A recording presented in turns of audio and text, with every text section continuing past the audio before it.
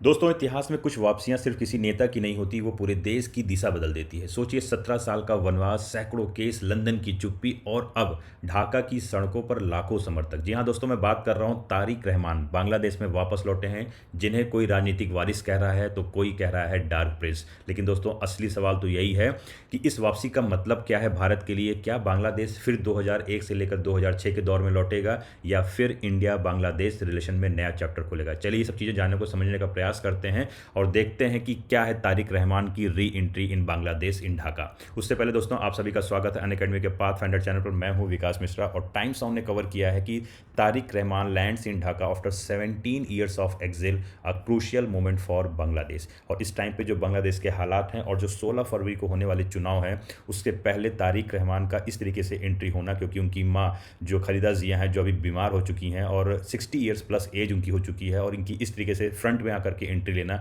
जरूर कोई कहानी है। और इस कहानी को समझने का हम प्रयास करेंगे और देखेंगे किस तरीके से टाइम्स ऑफ इंडिया ने भी कवर किया है कि Bangladesh unrest, ex PM Khaleda Zia son Tarique Rahman returns after 17 years in exile, why it matters दोस्तों। और दोस्तों, ये हिंदुस्तान के लिए क्यों मैटर रखता है कि the return of Bangladesh Prince Tariq Rahman after 17 years, what it means for India दोस्तों। तो वो सारे फैक्टर्स को हम लोग समझने का प्रयास करेंगे, बट उससे पहले देखेंगे दोस्तों कि इसके पहले की हिस्ट्री क्या रही है और ये दो परिवार की कहानी जो बांग्लादेश की पूरी पॉलिटिकल बैकग्राउंड को समझने का प्रयास करती है।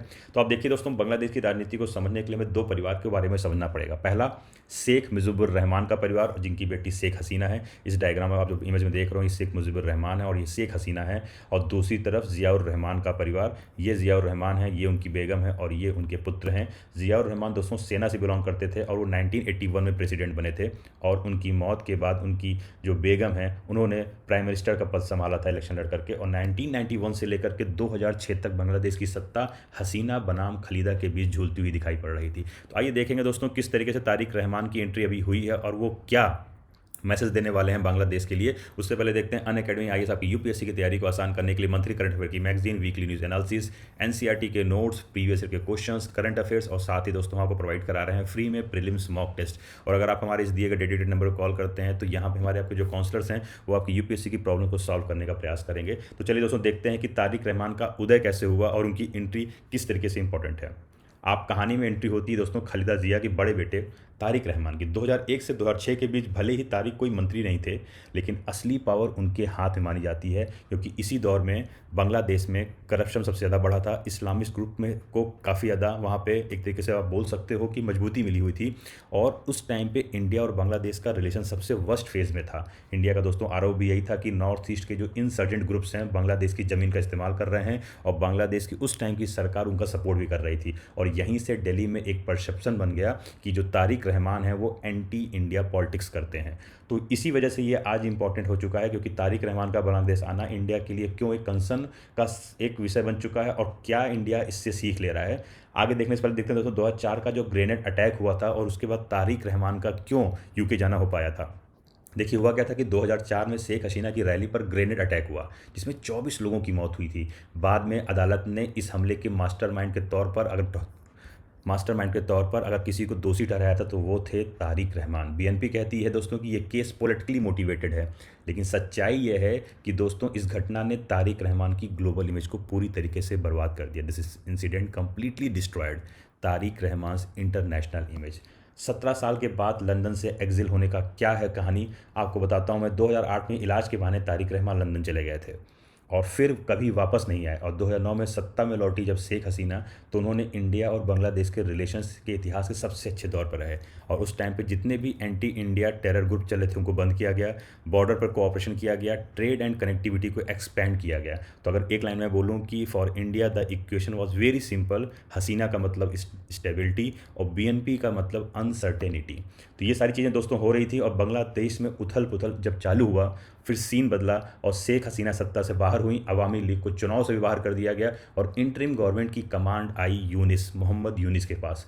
लेकिन समस्या यह है दोस्तों कि लॉ एंड ऑर्डर इस समय कमज़ोर है, रेडिकल ग्रुप्स की वापसी हो चुकी है और जमाते इस्लामी फिर से एक्टिव हो गया है। ये वही ग्रुप है जो प्रो पाकिस्तानी है और दिल्ली में ऐलान बज रहा है कि अगर वैक्यूम रहा तो एक्सट्रीमिज्म बढ़ेंगे। देखिए दोस्तों, अगर कहीं भी कुछ ऐसा माहौल बनता है जो प्रो पाकिस्तानी होगा, तो बट ऑब्वियस सी बात है कि अगर ऐसे ग्रुप एक्टिव होंगे तो वो हिंदुस्तान के लिए खतरा पैदा कर सकते हैं। और इसीलिए लोग कयास लगा रहे हैं कि तारिक रहमान की वापसी एक तरीके से वो गुटबाजी हो रही है, जिसमें यूनिस, तारिक रहमान और प्रो पाकिस्तान का होना, तो एक बैकडोर पर ये चल रहा है। अगर ये सक्सेस मिलती है तो कहीं ना कहीं भारत को अपनी सिक्योरिटी और भारत को अपने रिश्तों के, बांग्लादेश के साथ रिश्तों को सोचना पड़ेगा। तो तारिक रहमान की वापसी, और ठीक इसी माहौल में दोस्तों 17 साल बाद तारिक रहमान ढाका लौटते हैं। और अब ये देखिए किस तरीके से उनका ढाका के एयरपोर्ट पर वेलकम किया जा रहा है। एयरपोर्ट से गुलशन तक लाखों समर्थक, खलीदा जिया गंभीर रूप से बीमार हैं, फरवरी में चुनाव, और बीएनपी का दावा है कि अब सरकार हमारी ही बनेगी। ये सिर्फ वापसी नहीं है दोस्तों, ये पावर रिक्लेम करने की कोशिश की जा रही है। और इंडिया का जो कैलकुलेटेड व्यू है वो क्या है, अगर इसको समझें तो सिंपल शब्दों में बोलूं कि इंडिया उत्साहित तो नहीं है, लेकिन चिंतित बहुत ज़्यादा है। क्यों? कि तारिक अब जमात से दूरी की बात कर रहे हैं, बांग्लादेश फर्स्ट की लाइन ले रहे हैं, यूनिस सरकार के पाकिस्तान टिल्ट की आलोचना कर चुके हैं अभी तक। और इंडिया ने खालिदा जिया के इलाज में मदद की थी, जिसे बीएनपी सराह रहा था। और आपको पता हो, जब उनकी माँ बीमार थी तो इंडिया ने सबसे पहले पेशकश की थी मेडिकल फैसिलिटी देने के लिए। India facilitated Khaleda Zia's medical treatment which BNP acknowledge. तो इतना तो वो भी समझ रहे हैं कि अगर वो पुराने रवैये के साथ रहेंगे तो वो पुराना हिंदुस्तान नहीं है, और वो हिंदुस्तान के साथ अगर संबंध अपने खराब करेंगे तो उनको भी बांग्लादेश में सरकार चलाने पर दिक्कत आएगी। तो दिल्ली का स्टैंड एकदम साफ है दोस्तों, हमें आइडियोलॉजी नहीं, स्टेबिलिटी चाहिए। तो दोस्तों आखिर में मैं बोलूँगा कि तारिक रहमान ना तो इंडिया के दोस्त हैं ना दुश्मन, वो एक रियलिस्ट पॉलिटिशियन है जो सत्ता के लिए लैंग्वेज बदल सकते हैं। अब सवाल ये नहीं है कि तारिक लौटे हैं या नहीं, सवाल ये है कि बांग्लादेश किस दिशा में आ जाएगा, which direction will Bangladesh take, stability या कोज सेकुलर पॉलिटिक्स या रेडिकल प्रेशर। और इसका असर पड़ेगा सीधे भारत की सुरक्षा और डिप्लोमेसी पर। इसलिए दोस्तों बांग्लादेश की ये कहानी सिर्फ पड़ोसी देश की नहीं, हमारी भी है। आपको हमारी वीडियो कैसी लगी और एनालिसिस कैसा लगा, कमेंट करके जरूर बताइए। जय हिंद।